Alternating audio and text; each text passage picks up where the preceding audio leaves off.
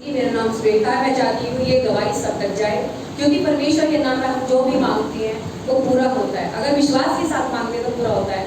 हम इतने अच्छे तो नहीं हैं, हम बहुत पापी थे, बहुत अधर्मी थे और अपने मन की करने वाले थे, पर परमेश्वर के अनुग्रह के द्वारा हम बदलते जा रहे हैं। परमेश्वर की दया के द्वारा हम उन बुरी चीजों को अपने जीवन से निकालते जा रहे हैं। तो परमेश्वर के कामों को हम अपने जीवन में देखते हैं। तो मेरे जीवन की गवाही ये है कि 1 साल से जब माइग्रेन था या पता नहीं क्या था, बहुत गंदा पेन इस साइड होता था, तो शैतान मुझे कई तरीके के थॉट्स डालता था मेरे मन में कि कुछ भी हो सकता है। इस गंदी चीज का मैं नाम नहीं लूंगी, क्योंकि जो भी मैं ड्रीम देखती हूँ वो ज्यादातर पूरे हो जाते हैं, या तो मेरे घर में हो या कलीसिया के लिए हो, कहीं के भी।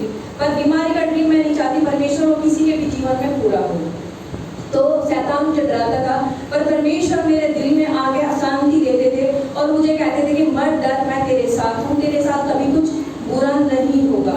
और मैं जब भी वो मुझे डराता था तो मैं वचन बोलती थी। बहुत सारे वचन है, लूका 10 का है, मरकुस 16 का 17 18 है, यिर्मयाह का है, 53 का 5 है, 17 का चमन का 17 है। बहुत सारे बहुत सारे वचन मैं बोलती थी परमेश्वर के, और मैं उन्हीं के द्वारा ठीक होती थी। तो मेरे दिमाग में इतनी गंदी पेन होती थी, चर्च में सबको अच्छी लगती थी, ठीक रहती थी, और काम करने जाती थी मैं, तो वहाँ पे भी मैं लोगों को दिखाती थी कि मैं ठीक हूँ, पर मैं ठीक नहीं रहती थी। मेरे अंदर एक लड़ाई चलती रहती थी। परमेश्वर का धन्यवाद करती हूँ कि वो दर्द मेरा पूरी तरीके से गायब हो चुका है, मुझे नहीं पता वो कहाँ गया है।